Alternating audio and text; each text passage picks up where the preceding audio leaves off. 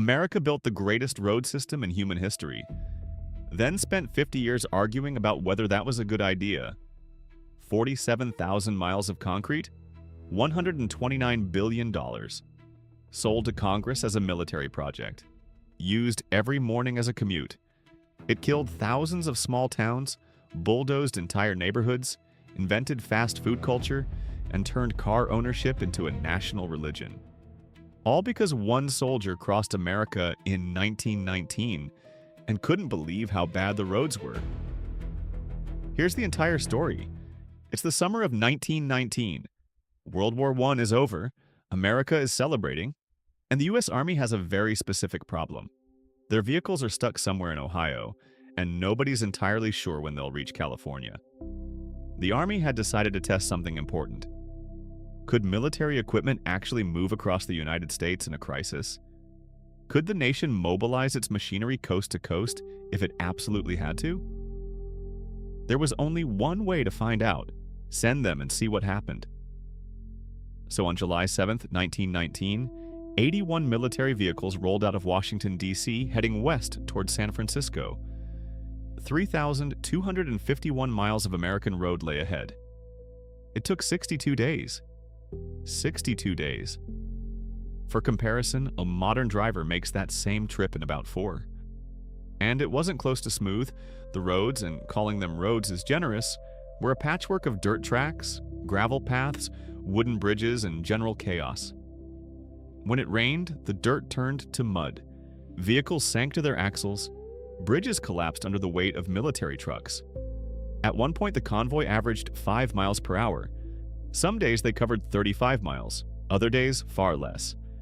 Engines overheated. Axles snapped. Vehicles were simply abandoned on the roadside because there was nowhere to tow them. One of the junior officers riding along was a 28-year-old lieutenant colonel named Dwight D. Eisenhower. He was there partly for the adventure. It wasn't a combat posting. But Eisenhower watched everything and filed it all away. He wrote in his report afterward that the roads were inadequate, the bridges were dangerous, and the country was completely unprepared to move military equipment at any meaningful speed. The nation needed better roads. He said this clearly. Nobody paid much attention. It was 1919. The war was won. Roads cost money.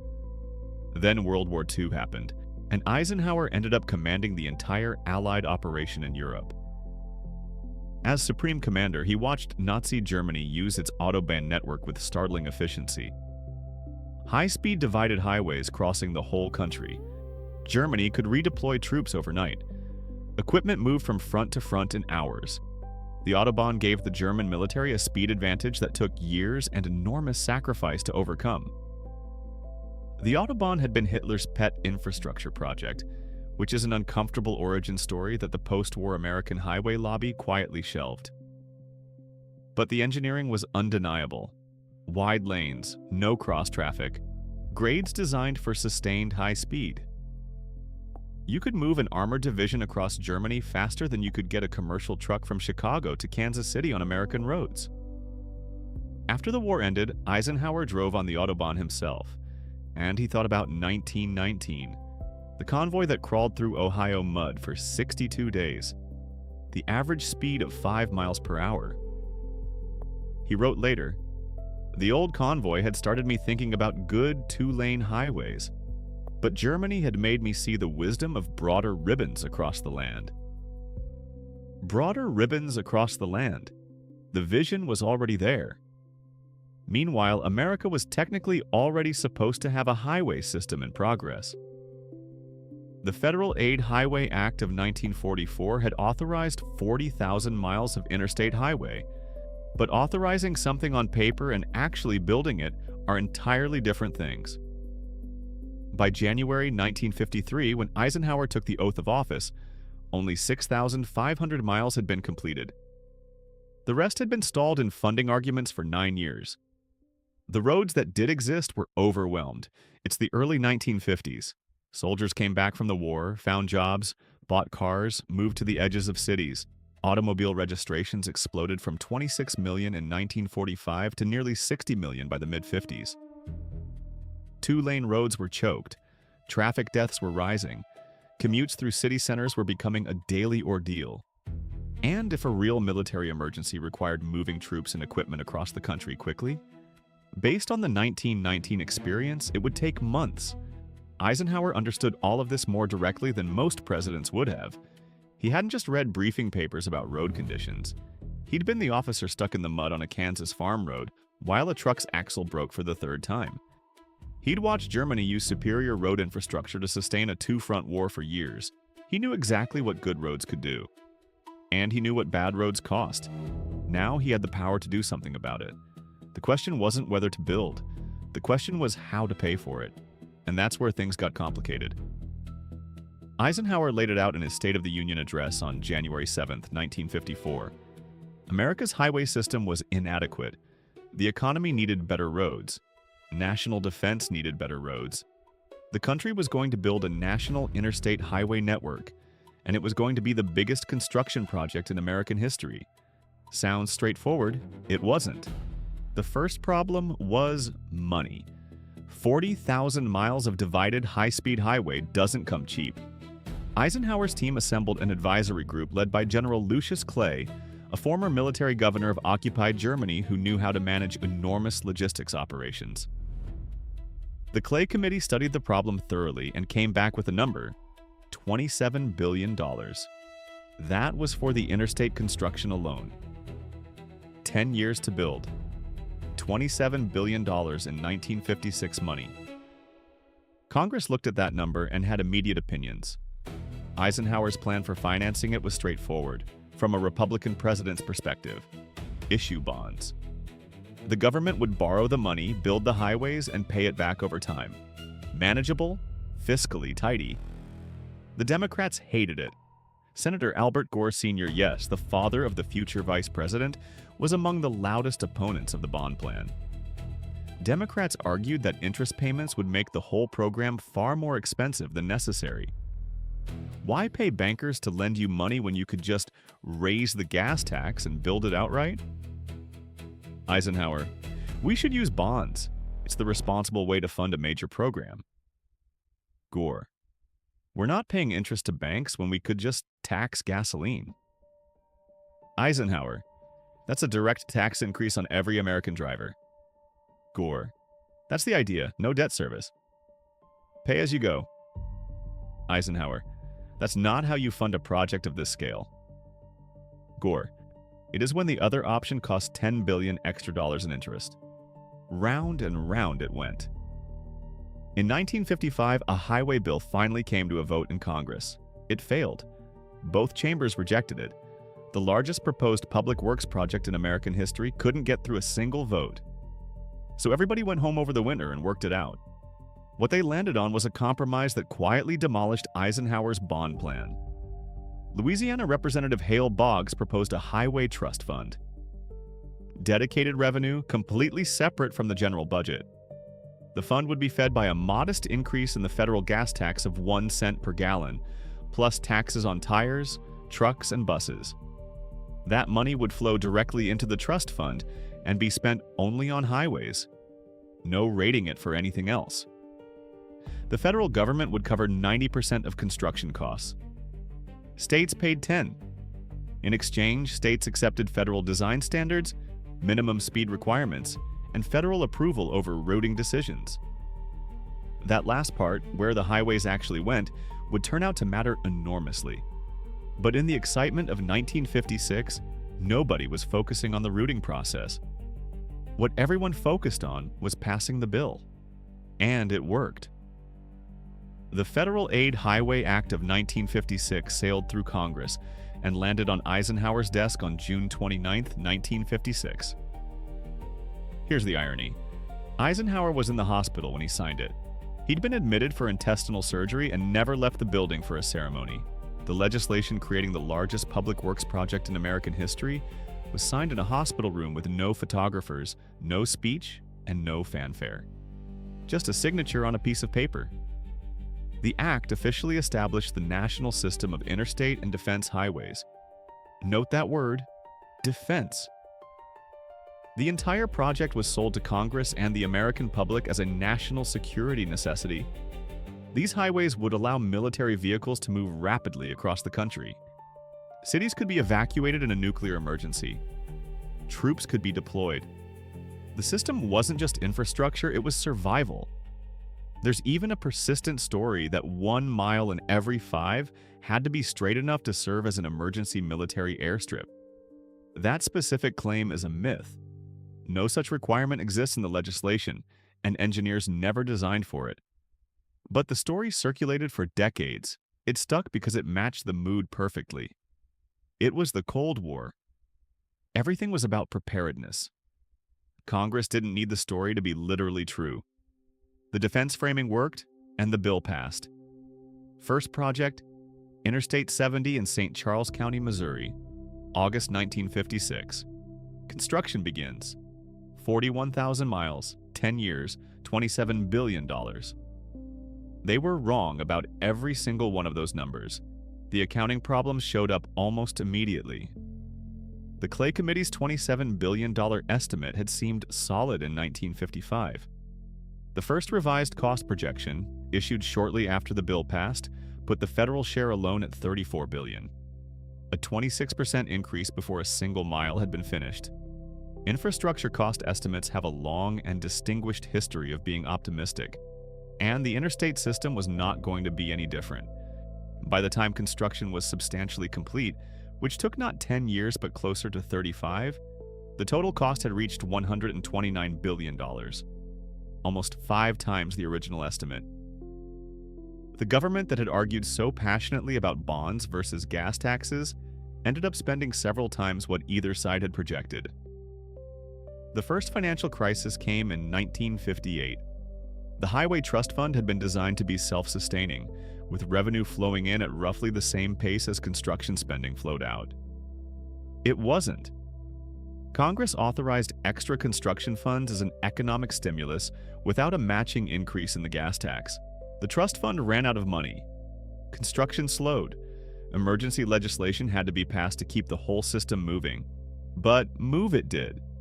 What America was actually building was staggering in scope. Consider what the project actually required.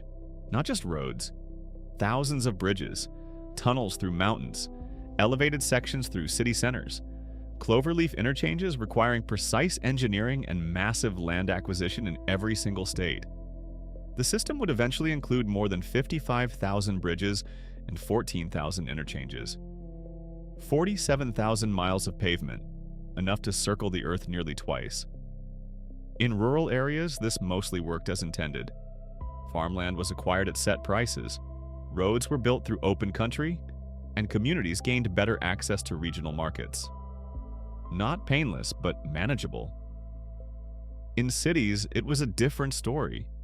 Urban interstates were supposed to relieve congestion and provide that defense evacuation infrastructure the whole project had been sold on. But the moment planners started drawing routes through American cities, decisions had to be made about whose neighborhoods those routes would cross. The answer, in city after city, was consistent. Black neighborhoods, poor neighborhoods, communities without the political power or legal resources to stop it. This was not always accidental. In numerous cities, highway alignments were deliberately chosen to demolish areas that planners and politicians had already targeted. Urban renewal and highway construction fed into each other in a poisonous loop. The neighborhood was already undesirable on paper. Now we have a reason to clear it. In St. Paul, Minnesota, Interstate 94 was routed directly through Rondo, a tight-knit black neighborhood that had been one of the cultural and economic centers of African American life in the city for generations. Hundreds of homes were demolished. Businesses vanished. The community was severed. It never fully recovered. In Syracuse, New York, an elevated section of Interstate 81 cut through the 15th Ward, where nearly 90% of the city's black population lived. More than 1,000 families were displaced. Multiply this pattern across dozens of American cities, and the numbers become difficult to absorb. Between 1957 and 1977, the interstate highway system displaced more than 475,000 households. 1 million people. Pushed from their homes for a road, urban populations fell. not just in the neighborhoods directly demolished. Entire city cores lost residents as the highways made it feasible to live further out and commute in. Housing stock shrank. Tax bases eroded. The cities the interstates were supposed to connect to the national economy found themselves hollowed out by the very roads running through them. The construction workers who showed up every morning with their equipment weren't thinking about any of this. They were grading, pouring, welding, and building something genuinely extraordinary. The engineering was legitimately impressive. Mountains were cut, swamps were bridged, the continent got crossed in concrete. But the human geography of America was being reorganized at a scale nobody had fully reckoned with when they were arguing about gas taxes and bonds in Washington. Let's say it's 1962. You're a salesman in Chicago. Wife, 2 kids, a car, and the growing sense that the city is getting noisier, more expensive, and more complicated every year. Then you hear about a new subdivision going up in the suburbs. 2-car garage, lawn, good schools, and with the new interstate, downtown is 30 minutes away. You buy the house. Multiply that by millions of Americans making the same calculation, and you get what happened to the United States between 1956 and 1980. The suburbs exploded. Urban populations fell by as much as 18%, while suburban populations grew at a pace the country had never seen before. The interstate highway system made the sprawl not just possible, but logical. You could live 30 or 40 miles from work and get there reliably. So people did. The ripple effects spread everywhere. The small towns that had built their economies around the old U.S. highway routes, the Main Street diners and motels and gas stations, started dying. When an interstate bypassed a town, the traffic that had sustained those businesses disappeared overnight. This was the Route 66 effect, but happening simultaneously to thousands of towns across the entire country. There was no Steinbeck to write about them. They just slowly went quiet. What replaced them were the franchise interchanges. The genius of the interchange economy was its radical predictability. You're driving through Indiana at 6 in the evening and you need dinner and a room. You don't know Indiana, but you know that the Holiday Inn and McDonald's at the next exit will be exactly like the ones at home. Same menu, same room layout, same experience guaranteed. Whatever local alternative might have existed gets skipped. Howard Johnson's had pioneered this model along the old highways. The interstate scaled it into a continental operation. McDonald's opened its first franchise in 1955 and grew in direct tandem with the highway system.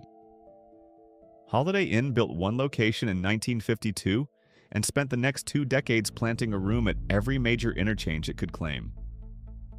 Drive-through banks, fast food, chain motels, strip malls with identical storefronts, all of it organized around the traffic patterns the interstates created. You could drive from Maine to California and never eat at a restaurant owned by an actual person. That was genuinely new. The car itself became something more than transportation. Before the interstates, a car was useful for local errands and the occasional trip. After the interstate system made long-distance travel routine, the car became the organizing principle of American daily life. Not a luxury, a requirement. The suburbs were built around it. Shopping centers were designed so you couldn't reach them on foot. Drive-in banks, drive-in movies, drive-in everything. The interstate made the car essential in a way it had never quite been before, and American manufacturers understood perfectly. Between 1956 and the early 70s, Detroit produced some of the most powerful, oversized, fuel-hungry vehicles in history. Why be efficient when gas was cheap and the roads were wide and empty? Now about that defense justification. The whole project had been sold as a national security necessity. Evacuate cities during a nuclear attack. Move military divisions across the country in days. Strategic highway network. Did any of that happen? There was no nuclear attack. No city was evacuated. The military never needed to deploy armored columns via Interstate 70. The strategic defense application that convinced a cost-conscious Congress to spend $27 billion and ultimately $129 billion was never tested in the way planners imagined. The Cold War ended without the interstates being used for their stated purpose. What they actually did for defense was considerably more mundane. Better supply chains, improved logistics for military bases, faster movement of conventional equipment in peacetime. Useful. Just not the dramatic wartime utility that was promised to Congress. The real thing the interstates built wasn't a defense network. It was a way of living. Car-dependent suburbs, franchise culture, the logistics infrastructure that allows a package ordered online to move from a warehouse to your door in 2 days. The modern trucking industry, mass tourism. Today, those 46,876 miles carry more than a quarter of all vehicle traffic, despite being only 1% of the total road network. 1% of the roads. A quarter of all driving. Nothing else in American infrastructure comes close to that ratio. The system is aging now. Bridges designed in the 1960s were built for a lifespan of 50 years. Pavement laid in the 70s needs replacement. The investment that seemed enormous in 1956 looks insufficient against what needs to be maintained. The argument about how to pay for it all, bonds or taxes, federal or state, now or later sounds familiar. It should. Eisenhower is long gone. The Cold War justification is history, but every morning in every city in America, millions of people merge onto the interstate and use it the same way they always have. To get somewhere. Eisenhower wanted to solve a problem he'd had since 1919, when his convoy crawled across a country that wasn't ready for its own vehicles. He got the solution he wanted, eventually, expensively, controversially. It moved the nation forward and buried some communities in the process. It defended nothing and built everything. 47,000 miles of road that became a civilization. Not exactly what was promised, but then again, the most transformative things rarely are.